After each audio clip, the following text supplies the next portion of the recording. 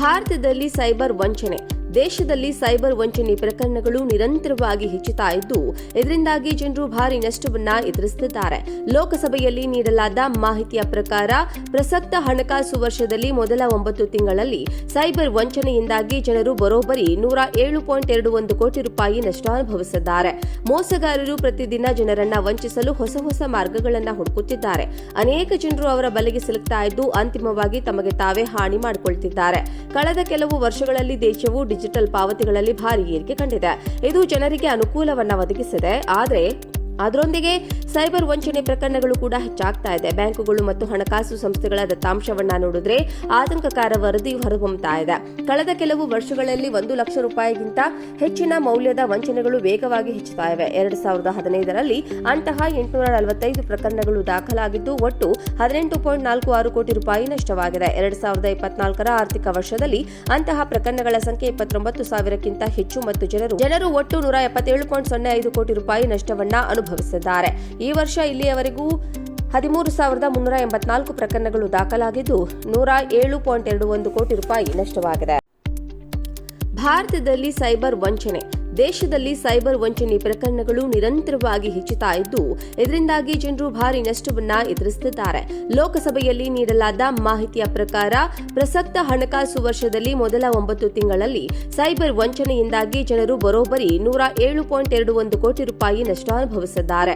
ಮೋಸಗಾರರು ಪ್ರತಿದಿನ ಜನರನ್ನ ವಂಚಿಸಲು ಹೊಸ ಮಾರ್ಗಗಳನ್ನು ಹುಡುಕುತ್ತಿದ್ದಾರೆ. ಅನೇಕ ಜನರು ಅವರ ಬಲೆಗೆ ಸಿಲುಕ್ತಾ ಇದ್ದು, ಅಂತಿಮವಾಗಿ ತಮಗೆ ತಾವೇ ಹಾನಿ ಮಾಡಿಕೊಳ್ತಿದ್ದಾರೆ. ಕಳೆದ ಕೆಲವು ವರ್ಷಗಳಲ್ಲಿ ದೇಶವು ಡಿಜಿಟಲ್ ಪಾವತಿಗಳಲ್ಲಿ ಭಾರಿ ಏರಿಕೆ ಕಂಡಿದೆ. ಇದು ಜನರಿಗೆ ಅನುಕೂಲವನ್ನ ಒದಗಿಸಿದೆ. ಆದರೆ ಅದರೊಂದಿಗೆ ಸೈಬರ್ ವಂಚನೆ ಪ್ರಕರಣಗಳು ಕೂಡ ಹೆಚ್ಚಾಗ್ತಾ ಇದೆ. ಬ್ಯಾಂಕುಗಳು ಮತ್ತು ಹಣಕಾಸು ಸಂಸ್ಥೆಗಳ ದತ್ತಾಂಶವನ್ನ ನೋಡಿದ್ರೆ ಆತಂಕಕಾರ ವರದಿ ಹೊರಹೊಮ್ಮತಾ ಇದೆ. ಕಳೆದ ಕೆಲವು ವರ್ಷಗಳಲ್ಲಿ 1 ಲಕ್ಷ ರೂಪಾಯಿಗಿಂತ ಹೆಚ್ಚಿನ ಮೌಲ್ಯದ ವಂಚನೆಗಳು ವೇಗವಾಗಿ ಹೆಚ್ಚುತ್ತಾ ಇವೆ. 2015ರಲ್ಲಿ ಅಂತಹ 845 ಪ್ರಕರಣಗಳು ದಾಖಲಾಗಿದ್ದು, ಒಟ್ಟು 18.46 ಕೋಟಿ ರೂಪಾಯಿ ನಷ್ಟವಾಗಿದೆ. 2024ರ ಆರ್ಥಿಕ ವರ್ಷದಲ್ಲಿ ಅಂತಹ ಪ್ರಕರಣಗಳ ಸಂಖ್ಯೆ 29,000ಕ್ಕಿಂತ ಹೆಚ್ಚು ಮತ್ತು ಜನರು ಒಟ್ಟು 177.05 ಕೋಟಿ ರೂಪಾಯಿ ನಷ್ಟವನ್ನ ಅನುಭವಿಸಿದ್ದಾರೆ. ಈ ವರ್ಷ ಇಲ್ಲಿಯವರೆಗೂ 13,384 ಪ್ರಕರಣಗಳು ದಾಖಲಾಗಿದ್ದು, 107.21 ಕೋಟಿ ರೂಪಾಯಿ ನಷ್ಟವಾಗಿದೆ. ಭಾರತದಲ್ಲಿ ಸೈಬರ್ ವಂಚನೆ. ದೇಶದಲ್ಲಿ ಸೈಬರ್ ವಂಚನೆ ಪ್ರಕರಣಗಳು ನಿರಂತರವಾಗಿ ಹೆಚ್ಚುತ್ತಾ ಇದ್ದು, ಇದರಿಂದಾಗಿ ಜನರು ಭಾರಿ ನಷ್ಟವನ್ನ ಎದುರಿಸುತ್ತಿದ್ದಾರೆ. ಲೋಕಸಭೆಯಲ್ಲಿ ನೀಡಲಾದ ಮಾಹಿತಿಯ ಪ್ರಕಾರ ಪ್ರಸಕ್ತ ಹಣಕಾಸು ವರ್ಷದಲ್ಲಿ ಮೊದಲ 9 ತಿಂಗಳಲ್ಲಿ ಸೈಬರ್ ವಂಚನೆಯಿಂದಾಗಿ ಜನರು ಬರೋಬ್ಬರಿ 107.21 ಕೋಟಿ ರೂಪಾಯಿ ನಷ್ಟ ಅನುಭವಿಸಿದ್ದಾರೆ. ಮೋಸಗಾರರು ಪ್ರತಿದಿನ ಜನರನ್ನ ವಂಚಿಸಲು ಹೊಸ ಮಾರ್ಗಗಳನ್ನು ಹುಡುಕುತ್ತಿದ್ದಾರೆ. ಅನೇಕ ಜನರು ಅವರ ಬಲೆಗೆ ಸಿಲುಕ್ತಾ ಇದ್ದು, ಅಂತಿಮವಾಗಿ ತಮಗೆ ತಾವೇ ಹಾನಿ ಮಾಡಿಕೊಳ್ತಿದ್ದಾರೆ. ಕಳೆದ ಕೆಲವು ವರ್ಷಗಳಲ್ಲಿ ದೇಶವು ಡಿಜಿಟಲ್ ಪಾವತಿಗಳಲ್ಲಿ ಭಾರಿ ಏರಿಕೆ ಕಂಡಿದೆ.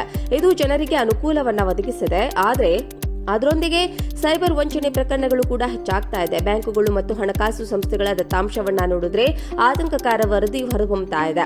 ಕಳೆದ ಕೆಲವು ವರ್ಷಗಳಲ್ಲಿ 1 ಲಕ್ಷ ರೂಪಾಯಿಗಿಂತ ಹೆಚ್ಚಿನ ಮೌಲ್ಯದ ವಂಚನೆಗಳು ವೇಗವಾಗಿ ಹೆಚ್ಚುತ್ತಾ ಇವೆ. 2015ರಲ್ಲಿ ಅಂತಹ 845 ಪ್ರಕರಣಗಳು ದಾಖಲಾಗಿದ್ದು, ಒಟ್ಟು 18.46 ಕೋಟಿ ರೂಪಾಯಿ ನಷ್ಟವಾಗಿದೆ. 2024ರ ಆರ್ಥಿಕ ವರ್ಷದಲ್ಲಿ ಅಂತಹ ಪ್ರಕರಣಗಳ ಸಂಖ್ಯೆ 29,000ಕ್ಕಿಂತ ಹೆಚ್ಚು ಮತ್ತು ಜನರು ಒಟ್ಟು 177.05 ಕೋಟಿ ರೂಪಾಯಿ ನಷ್ಟವನ್ನ ಅನುಭವಿಸಿದ್ದಾರೆ.